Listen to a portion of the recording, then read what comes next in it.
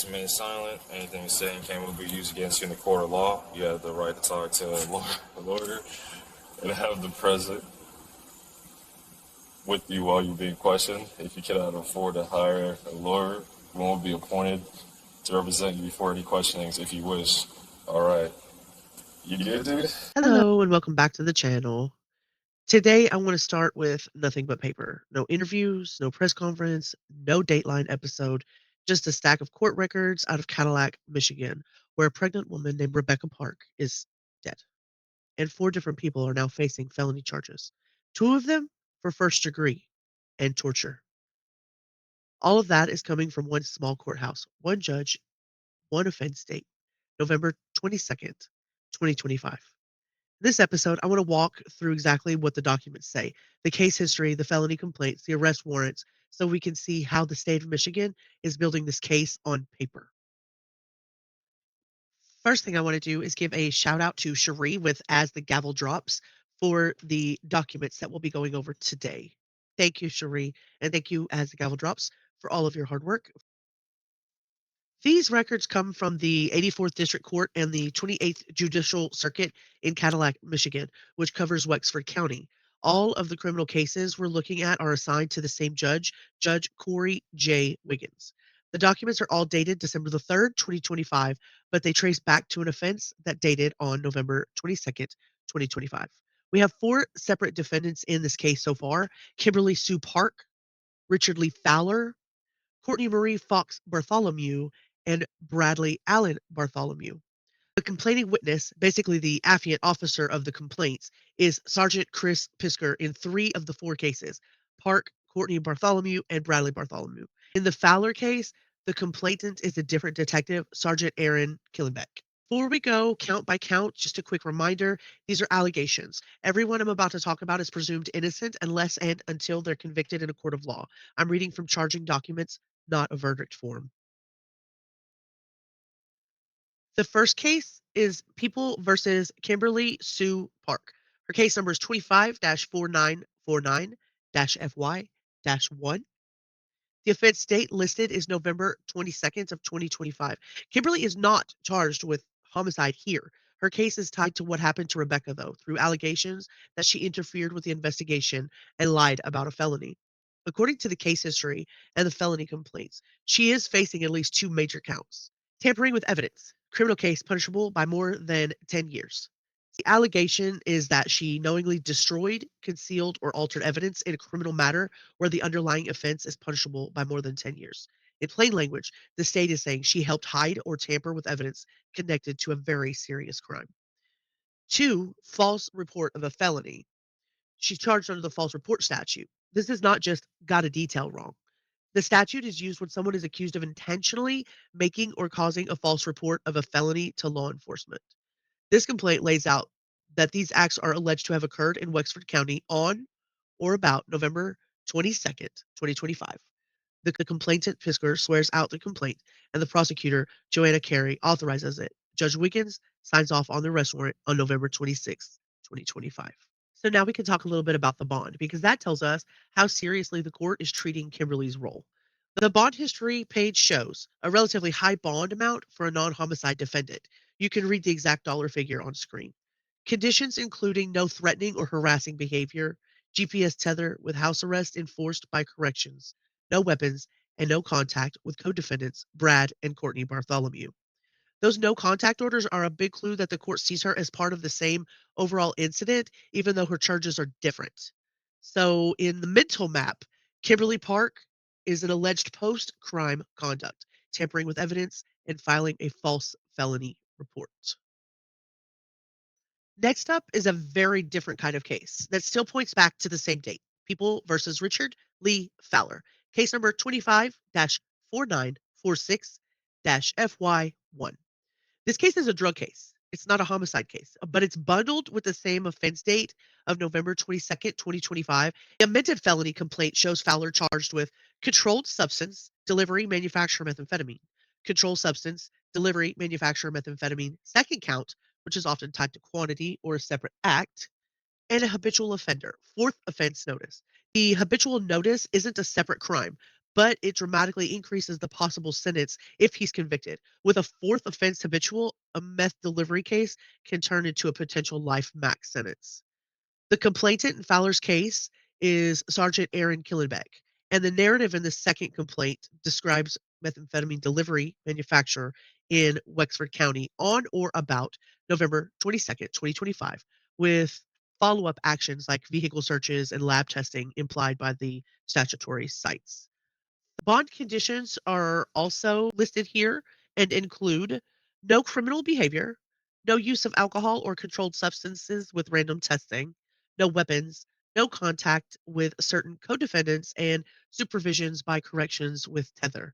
So while Fowler isn't charged directly in the homicide in this paperwork, the timing, the tether, and the cross-reference names suggest that the state sees the meth activity as part of the broader context. Okay, so now we're going to get to the heart of the entire case, the homicide charges. This is People versus Cortney Marie Fox Bartholomew, case number 25-4944-FY. The complaining witness here is again Sergeant Chris Pisker, and the offense date is listed as November 22nd, 2024. The amended felony complaint lays out an extremely serious set of allegations, including multiple life maximum counts. First degree premeditated murder. The state alleges that Courtney deliberately, with intent to kill and with premeditation, killed Rebecca Park.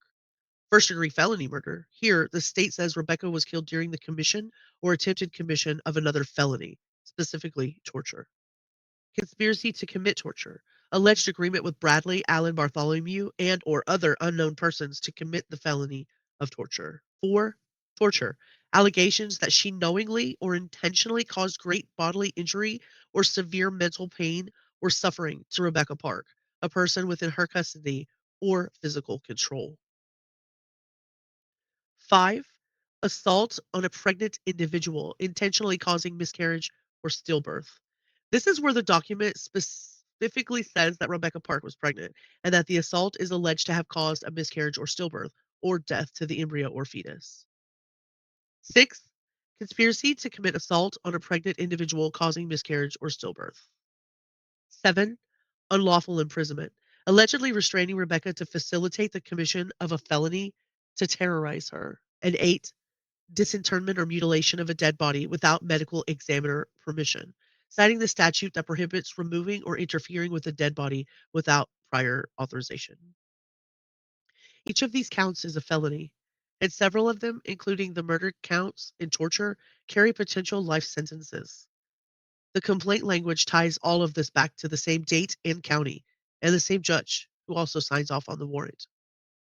From this one document alone, we can already tell the state's theory isn't sudden argument or heat of passion. They're alleging a planned, coordinated attack involving confinement, torture, and an assault on a pregnant woman that allegedly ended both her life and the life of her baby. The fourth defendant is Bradley Allen Bartholomew in his own separate case number, 25-4955-FY1. His case history mirrors Courtney's in key ways. Same date offense, November 22nd of 2025. Same judge, Judge Wiggins. Same complaining witness, Sergeant Chris Pisker. On the case history, you can see matching major counts. First degree premeditated murder of Rebecca Park. First degree felony murder with torture as the underlying felony. Conspiracy to commit torture. Torture. Assault on a pregnant individual causing miscarriage or stillbirth. Conspiracy tied to that assault. Unlawful imprisonment and disinterment mutilation of a dead body without medical examiner permission. So structurally, the state is treating Courtney and Bradley as co-defendants in the homicide of Rebecca Park, with nearly identical charging structures, including murder, torture, pregnancy-related assault, unlawful imprisonment, and interference with Rebecca's body after death. So at this point, just from the case histories, the complaints, and the warrants, we can sketch just the first pass map of the state's theory without speculating beyond what's on the page. This primary homicide defendants are Cortney Marie Fox Bartholomew, Bradley Allen Bartholomew, and both are charged with first-degree murder, premeditated and felony, torture, pregnancy-related assault causing miscarriage or stillbirth, conspiracy counts, unlawful imprisonment, and post-death interference with Rebecca's body. The alleged evidence tampering and false report defendant, Kimberly Sue Park. She's accused of tampering with evidence in a criminal matter that's punishable by more than 10 years and making a false report of a felony, behavior that, if proven, would have the effect of obstructing the homicide investigation. We have a linked drug offendant, Richard Lee Falor, charged in a methamphetamine delivery manufacturer case with a fourth offense habitual notice, arising from the same general time frame. More details tonight as the search continues in Wexford County for 22-year-old Rebecca K. Park, who was just days away from giving birth. Deputies tell us she was last seen a week ago, getting into a dark-colored vehicle outside a relative's home in Boone Township. She hasn't been seen or heard from since. Up North Life's Tony Lundy spoke to two of her loved ones. Has the latest.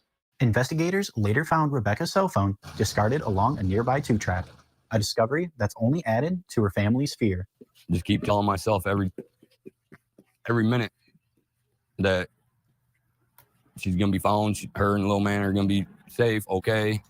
Having problems sleeping because for the last 2 years, every night, she's the one I was laying in bed next to. Falor says he knew something was wrong right away.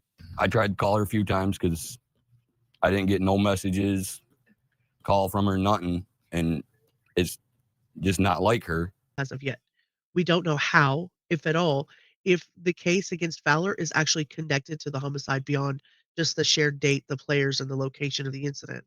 We don't know what exactly the state says that Kimberly Park did to tamper with evidence or what false reports she allegedly made, only that the state believes she interfered with the homicide case in a serious way. Friends say Rebecca never went anywhere alone, and if something didn't feel right, she had a plan. I know that Rebecca don't go nowhere by herself.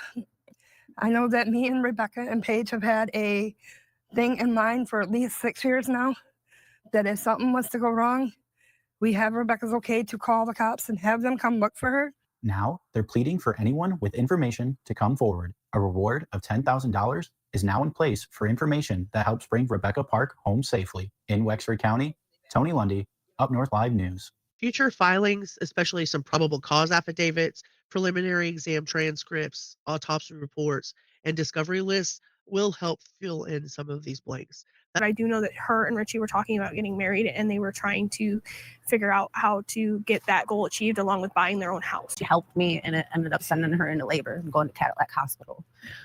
We called to inform everybody, and her last phone call was her mom, Cortney, and she said, "Don't let her get into a vehicle.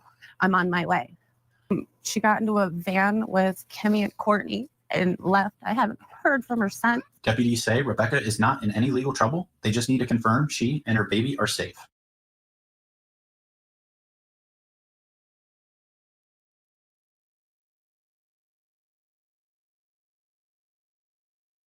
So that's our starting point in the case of Rebecca Park. There's a pregnant woman dead. Two people accused of planning, killing, torturing, and confining her and causing the loss of her pregnancy. One person accused of helping hide or distort the truth after the fact. One person facing a serious methamphetamine case in the same orbit. And one small Michigan courthouse trying to process all of it. If you're local, if you've seen coverage you want us to talk about, anything that you're tracking on this case, feel free to drop a comment below. For now, this is where we're starting. It's everything we have on paper, filed in the court so far, a stack of charges that are all spinning out from November 22nd, 2025. Okay, guys, until next time, thanks for hanging with EO.